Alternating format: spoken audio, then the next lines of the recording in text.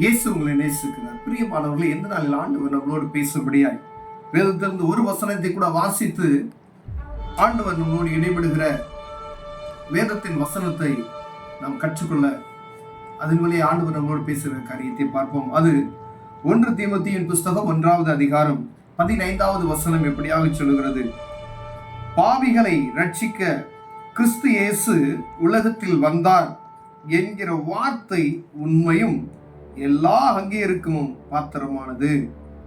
அவர்கள் பிரதான பாவினான். அப்போஸ்தலனாகிய பவுல் கொரிந்து சபைக்கு எழுதும் பொழுது இதை எழுதுகிறதை நாம் பார்க்க முடிகிறது. பிரியமானவர்களே, பாவிகளை ரட்சிக்கும்படியாகவே கிறிஸ்து இயேசுக்கு உலகத்துக்கு வந்தார் என்ற வார்த்தை உண்மையும்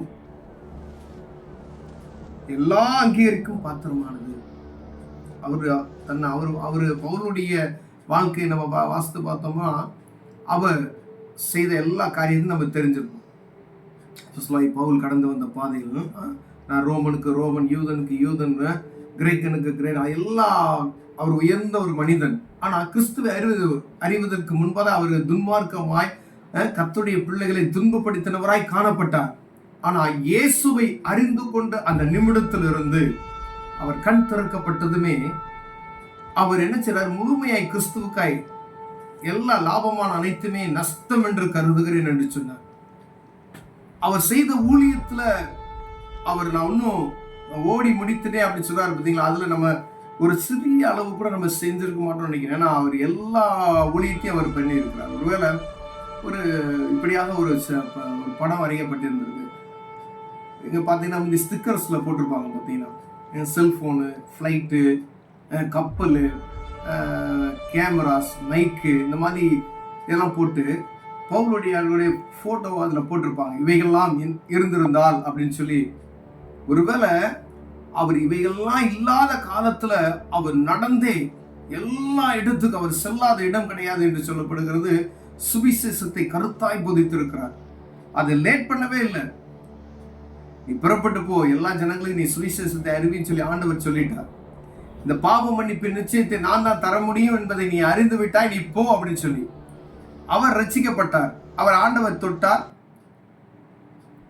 யூத ஜனங்களை, இந்த கிறிஸ்தவர்கள் என்று அழைக்கப்படுகிற ஜனங்களை துன்பப்படுத்தும்படியாய் அவர் பிரதான ஆசாரியரிடம் கடிதத்தை வாங்கி கொண்டு அவர் போகும் பொழுது ஆண்டவர் அவரை தொடுகிறார்.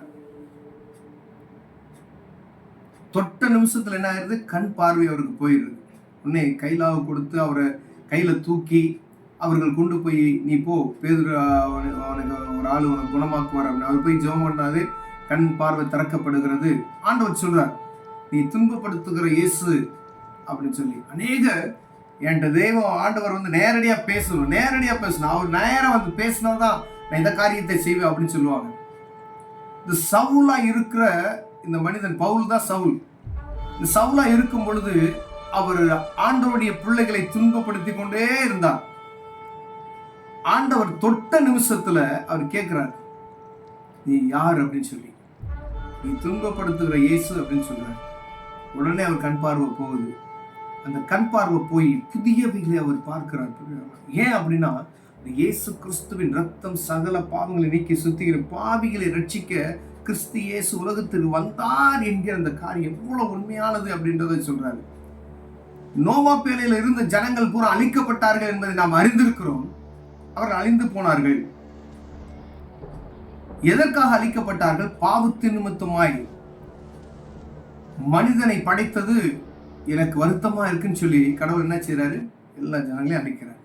மீண்டுமாய் நோவாவினுடைய குடும்பத்தின் நிமித்தமாய் மீண்டுமாய் ஒரு அடுத்த ஜெனரேஷன் உருவாக்கப்படுகிறது. அவருடைய பாவத்தை மன்னிக்க என்ன செய்கிறது? இந்த ஜனங்கள் வணங்கா கழுத்துள்ள ஜனங்களாய் இருக்கிறார். பிரித்தெடுக்கப்பட்ட ஒரு ஆசாரியர் கூட்டமாக இஸ்ரவேல் ஜனங்களை பிரித்தெடுக்கிறார்.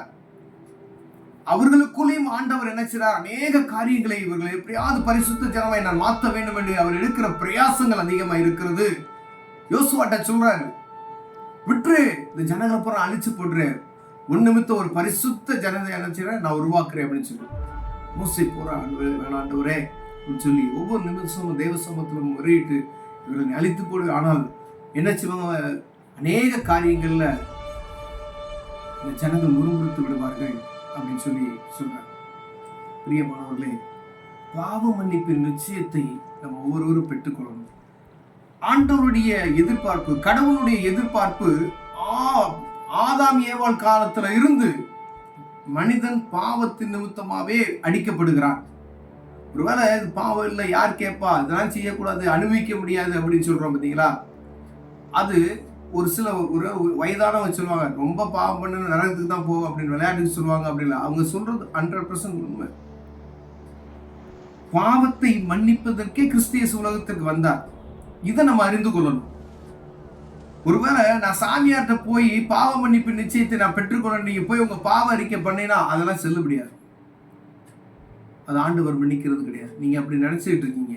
ஒரு தனிப்பட்ட மனிதன்கிட்ட போய் உங்க பாவத்தை நீங்க சொல்வது நிமித்தமாய் பாவம் மன்னிக்கப்படும் நினைக்கிறேன். இல்லை, உன் அரைக்கதவை பூட்டிக் கொண்டு தேவ சமூகத்தை நோக்கி கண்ணீர் விட்டீர்கள் என்றால் நீ எப்படிப்பட்ட பாவியாக இருந்தாலும் ஆண்டவர் உங்களை மன்னித்து அவருடைய ரத்தத்தினாலே கழுவி உங்களை மீட்டுக்கொள்ள வல்லமையுள்ளவராக இருக்கிறார். பிரியமானவரே, அதை நம்ம அறிந்து கொள்ளணும். முதல்ல அநேக காரியங்கள் இந்த பாவத்தை மீட்பு கொள்வதற்காகவே கிறிஸ்து இயேசு இந்த உலகத்துக்கு வந்தார் என்ற நற்செய்தியை உலகமெங்கும் அறிவிக்கும்படியாகவே எல்லா ஊழியர்களும் சுவிசேஷரும் கடந்து சொல்லியிருக்காங்க. அவர்தான் பவுல் சொல்றாரு, எங்கும் இந்த சுவிசேஷம் எதற்காக அறிவிக்கப்பட்டுக் கொண்டு இருக்குதுன்னா பாவத்தை மன்னிப்பதற்கு. எப்படியாவது ஜனங்கள் இந்த இயேசு கிறிஸ்துவின் அன்பை அறிந்து கொள்ள மாட்டார்களா? மனிதனுடைய பாவத்தை மன்னிக்க இதே பரிகாரி, அவரே ஒரு பரிகாரி என்பதை அறிந்து கொள்ள மாட்டாரா? ஜனங்கள் அறிந்து கொள்ள மாட்டார்களா? விடுவிக்கிறவர் இயேசு கிறிஸ்து என்பதை அறிந்து கொள்ள மாட்டார்களா? கட்டில் அறுக்கிறவர் இயேசு கிறிஸ்து என்பதை அறிந்து கொள்ள மாட்டார்களா என்கிற ஒரே நோக்கம், அவர் சகல ஜனங்களை ரட்சிக்கப்படும்படியாகவே அவருடைய வருகை தாமதமாகிக் கொண்டே இருக்குது என்று சொல்லப்படுகிறது. பிரியமானவர்களே, எழுத பார்த்து கொண்டிருக்கிற அன்பு சகோதரி சகோதரி, பாவ மன்னிப்பின் நிச்சயத்தை ஒவ்வொரு மனிதனும் பெற்றுக்கொள்ள வேண்டும். எந்த மனிதனும் பரிபூர்ணமா பரிசுத்தமான்னு சொல்ல முடியாது. ஏதாவது ஒரு காரியத்தில் நம்ம பாவம் செய்திருப்போம். தேவ சமூகத்தில் போய் ஆண்டவரை நோக்கி பார்க்கும் பொழுது ஆண்டவர் பாவத்தை மன்னித்து நமக்கு கிருபை அளிக்கிறார். அப்ப நம்ம என்ன செய்யும்? பரிசுத்தமாய் வாழ்வதற்கு பழைய பாவங்களை எல்லாம் விட்டுட்டு புதிய வாழ்க்கைக்குள் அடி எடுத்து கடந்து செல்லக்கூடிய பிரியமான. ஒருவேளை இந்த பாவத்துல ஒருவேளை பாவ மன்னிப்பு நிச்சயத்தை பெறாமல் இருந்தோம்னா தேவ சமூகத்துல போய் இந்த பாவ மன்னிப்பு நிச்சயத்தை பெற்றுக்கொள்வோம். கண்களை விடுவோம், ஜெபம் செய்வோம். அன்பு தகப்பனே, ஆண்டவரே, நாங்க பாவியா இருக்கிறோம், எங்க பாவத்தை மன்னித்து உண்மை அறிகிற ஞானத்தை எங்களுக்கு தாரும். இயேசுவின் நாமத்தில் பிதாவே, ஆமென்.